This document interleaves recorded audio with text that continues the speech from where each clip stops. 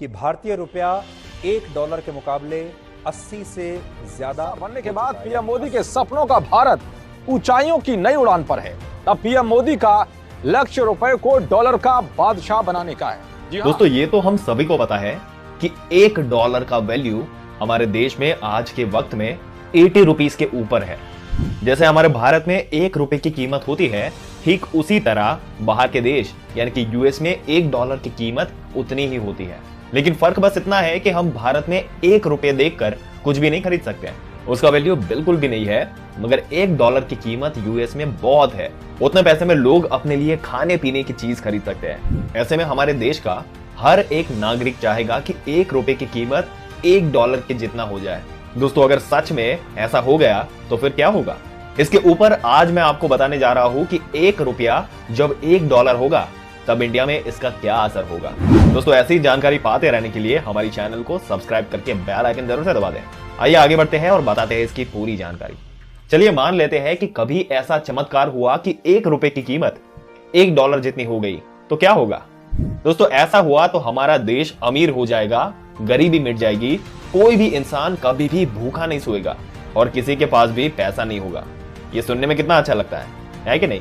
पर वाकई में जब ऐसा होगा कि $1 की कीमत $1 जितनी हो जाए, जैसे हर सिक्के के 2 पहलू होते हैं, वैसे ही इस सवाल का जवाब इसके भी 2 पहलू हैं। अगर $1 की कीमत $1 हो जाए तो इससे हमें फायदे भी होंगे और इसका नुकसान भी है। सबसे पहले फायदे की बात हम करते हैं तो सबसे पहले ये होगा कि हम सबको ये कि इंडिया में सारा सामान हमें अभी के मुकाबले सस्ते दामों में मिलेगा, क्योंकि हमारे देश में ज्यादा प्रतिशत सामान जो हम अपने रोजमर्रा की जिंदगी में इस्तेमाल करते हैं वो बाहर देशों से आते हैं। और $1 की कीमत $1 जितनी हो जाए तो हम सभी सामान बाहर देशों से खरीदते हैं, उसके लिए भारत सरकार को कम दाम देना पड़ेगा। जिसका मतलब यही है कि अगर सरकार उन सामान को कम दाम में खरीदेगी तो वो सामान हमें कम कॉस्ट में मिलेगा और इससे हमारे देश में महंगाई कम हो जाएगी। दूसरे नंबर की बात, ब्रांडेड चीजें भी हम सस्ते कॉस्ट में खरीद सकते हैं। जैसे कि आईफोन जो हमारे देश में सबसे ज्यादा कॉस्ट में बिकती है वो हम सिर्फ $600 में खरीद सकेंगे, क्योंकि यूएस में इसका दाम $600 है। और अगर ₹1 = $1 हो गया तो हम सिर्फ $600 में आईफोन ले सकेंगे। तीसरे नंबर की बात, जैसे कि मैंने पहले ही कहा कि भारत में बहुत सी चीजें बाहर के देशों से खरीदी जाती है, उनमें से एक है पेट्रोल जो बाहर देश से लाई जाती है। तो अगर $1 = $1 हो जाता है तो इंपोर्ट सस्ती हो जाएगी और पेट्रोल भी हमें सस्ते दामों में मिलेगी। पेट्रोल सस्ता होने की वजह से ट्रांसपोर्टेशन का खर्च भी कम हो जाएगा। हम जितना चाहे उतनी चीजें बाहर देश से ले सकेंगे और हमारा देश में किसी भी चीज की कमी नहीं रहेगी। दोस्तों, $1 = $1 हो जाने की वजह से हमें ये सभी फायदे होंगे। बस हम सबको यही तो चाहिए, महंगाई कम हो जाए, सारी फैसिलिटीज मिले और वो भी कम पैसे में। ये सब फायदे देखकर हर कोई चाहेगा कि $1 की कीमत $1 जितनी हो जाए। नंबर 4 पर अगर फायदा बताए तो अगर ऐसा हो तब इंपोर्ट प्राइसेस बहुत ही सस्ते हो जाएंगे और इसके रिजल्ट में पेट्रोल प्राइसेस भी सस्ती हो जाएगी और जो अल्टीमेटली कॉस्ट ऑफ गुड्स भी सस्ते में प्रोवाइड कर पाएंगे। मगर रुकिए, ये तो सिर्फ फायदे के बारे में बता, तो चलिए इसके नुकसान के बारे में जान ही लेते हैं। दोस्तों, क्या होंगे नुकसान? जिसमें सबसे पहली बात है कि जिस तरह हम कुछ चीजें बाहर देश से खरीदते हैं उसी तरह हमारे देश से भी कुछ चीजें बाहर देशों को बेची जाती है। अगर $1 = $1 हो जाता है तो वही चीजें जो हम बाहर देशों को बेचते हैं वो उनके लिए महंगे साबित होंगे। तो कोई भी बाहर का देश हमारे देश से सामान ज्यादा पैसे देकर क्यों खरीदेगा? क्योंकि वही चीज दूसरे देश अगर वहां से लेने जाएंगे तो जहां वो चीज हमारे देश से कम दामों में मिल सकती है, इस कारण से हमारे देश में एक्सपोर्टिंग होना बंद हो जाएगा। ऐसी कंडीशन में बहुत लोग सोचते हैं कि हमारे दूसरे देशों से सामान खरीदने की क्या जरूरत है। दोस्तों, हम स्वदेशी चीजों का इस्तेमाल करेंगे जो हमारे देश में ही बनती है। ऐसा करने से भी हमें कोई फायदा नहीं होगा, क्योंकि अगर हम बाहर के देशों से सामान नहीं खरीदेंगे तो बाहर के देश भी हमसे सामान नहीं खरीदेंगे और जिससे हमारे देश का ग्रोथ कभी नहीं होगा। हम जहां है वही रह जाएंगे। दूसरे नंबर की बात, हमारे देश में फॉरेन इन्वेस्टमेंट होना बंद हो जाएगा। फॉरेन कंट्री हमारे देश में इन्वेस्टमेंट करते हैं, उसका भी एक मुख्य कारण है कि यहाँ उन्हें लेबर कॉस्ट ज्यादा नहीं देना पड़ता और कम पैसों में उन्हें काम करने वाले एम्प्लॉइज मिल जाते हैं।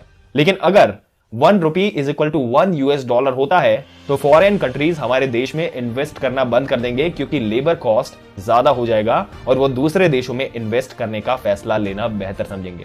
फॉरेन इन्वेस्टमेंट ज्यादातर हमारे देश के आईटी और सर्विसेज सेक्टर में की जाती है और हमारे देश की 60% जीडीपी का योगदान इन्हीं सेक्टर से होता है और हमारे देश की आबादी 27% लोगों को एम्प्लॉयमेंट भी इन्हीं सेक्टर से मिलती है, जो कि पूरी तरह से बंद हो जाएगी क्योंकि फॉरेन कंट्री हमारे कंट्री में इन्वेस्ट करना बंद कर देंगे।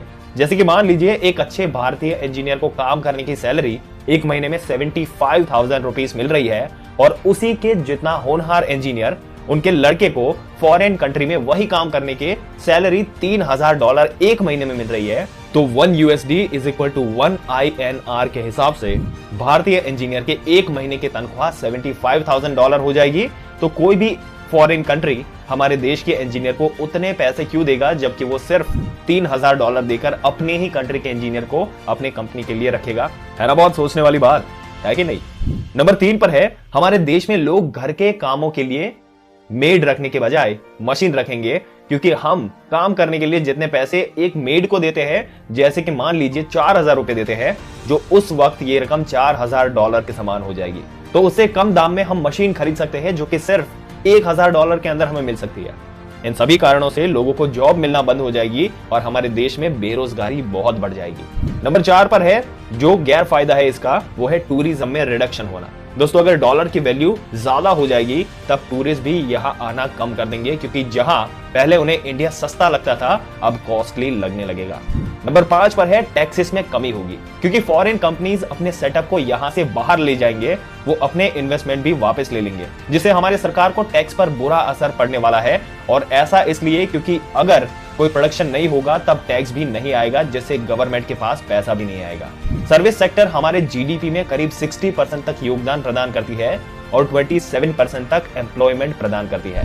और ऐसे में अगर $1 समान हो जाए ₹1 के साथ, तब जो इन्वेस्टमेंट आईटी सेक्टर और सर्विस सेक्टर में होना था वो एकदम से बंद हो जाएगा। अब जबकि 1 USD is equal to 1 INR है, तब क्यों एक कंपनी किसी एम्प्लॉय को USD $75,000 या 75,000 रुपीस पर मंथ पे करेगी, जबकि वो एम्प्लॉय उसी काम के लिए $3,000 या 3,000 रुपए पे कर सकते हैं। और इसी साइकिल से इवेंचुअली लोग अपने जॉब को लूज करेंगे और अनएम्प्लॉयमेंट की बढ़ोतरी होगी।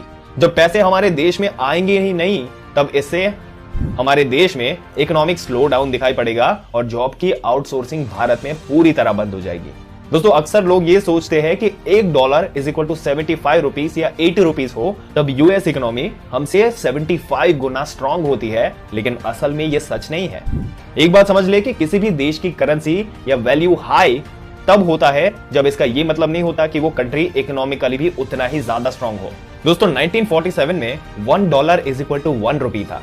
इसका मतलब है कि उस समय हमारा प्रोडक्टिविटी कम था और यूएस की तुलना में, और साथ में इन्फ्लेशन भी बहुत ज्यादा था। इंडियन करेंसी एक रात में तो बदल नहीं सकती, बल्कि इसके लिए हमें अपने प्रोडक्टिविटी और प्रोडक्शन को भी बढ़ाना होगा। एक बात तो हम सभी को माननी होगी कि 1 rupee is equal to 1 USD किसी भी डेवलपिंग या ग्रोइंग कंट्री के लिए अफोर्डेबल नहीं है। दोस्तों, आपके क्या विचार है इस मुद्दे के बारे में? अपने विचार हमें कमेंट करके जरूर से बताइएगा और ऐसी ही जानकारी पाते रहने के लिए हमारी चैनल को सब्सक्राइब करके बेल आइकन जरूर से दबा दें।